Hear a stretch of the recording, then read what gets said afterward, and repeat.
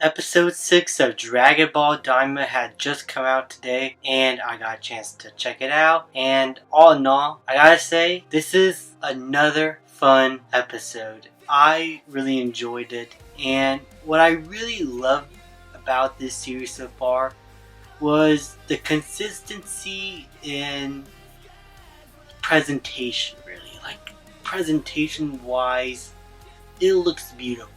Exploring the demon realm and going back to Universe 7 on Earth and seeing all the ways the characters are animated, how the fights are animated, how it all looks, and how it has that Toriyama feel in a modern setting. I'm just gonna say it in every single one of these reviews, it all looks great. And the reason why I'm going to keep saying it, if it keeps up this consistency, is because I'm scared that I'm going to look at an episode and be like, it's starting to look bad. I want to appreciate the product looking as good as it can before it goes that way. But so far, everything is looking stellar. Considering that the show was in production 2 years before, it shows really, like the animation, the contrast and colors, shadows and effects, the action itself is really good. The episode itself is called Lightning, and we find out because it is actually an ability that Glorio has. In the beginning of the episode, the characters had to settle down a little bit and take some of their stuff out from the ship because it was overcrowded by Pansy being too overly prepared for the trip.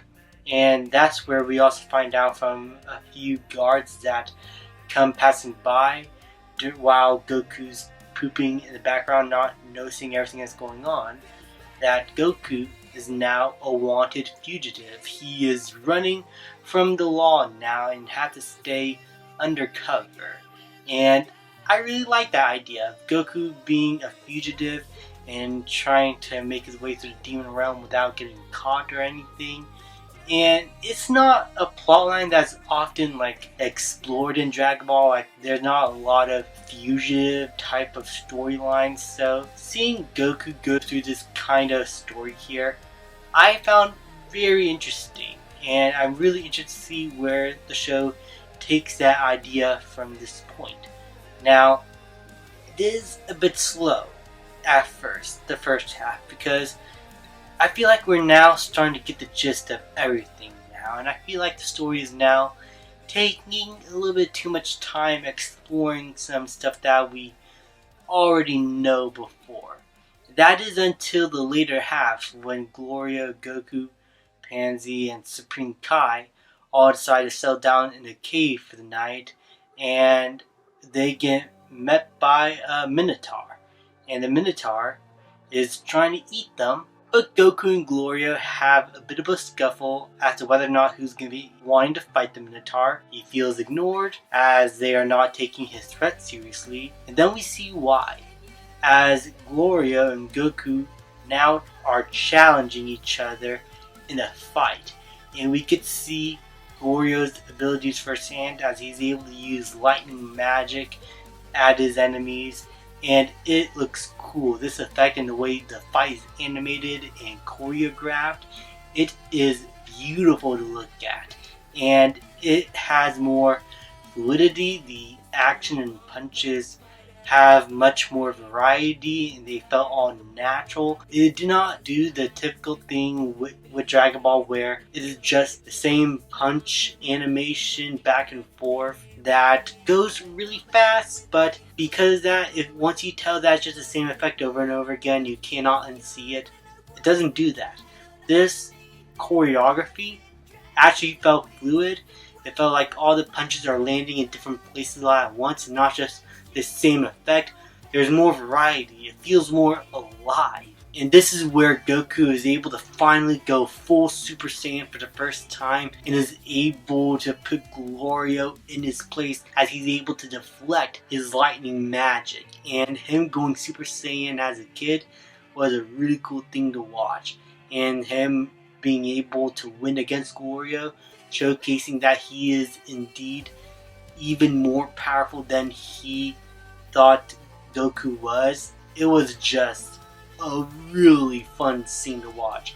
And the Minotaur decides to, back off and just give up on the food and go back to bed. It was a really funny thing that it does. I think Toriyama wrote in the script himself. And so the characters go on their adventure, and we also come to find out that Glorio is in cahoots with Dr. Rinsu. I believe that's how you say her name.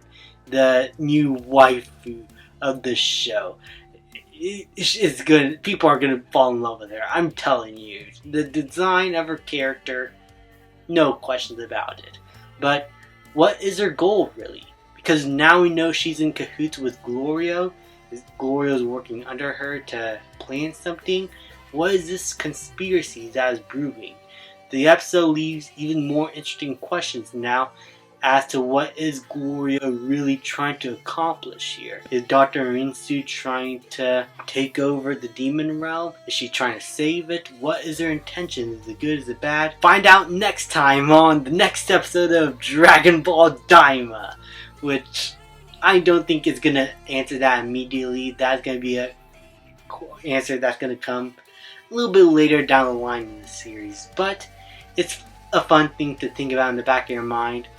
All in all, I had a really fun time with this episode. I thought it was really fun, beautifully animated, poses a few interesting questions here and there about the characters, and get us to understand a little bit what's going on now, while keeping us in the dark and be big on some details. And that's what I'm really liking about this show. The mystery aspect is doing a good job at hinting at things going forward that is interesting to think about. And we get the tease that Vegeta, Piccolo, and Bulma are going to show up in bigger roles in the next episode, and they might meet up with Goku.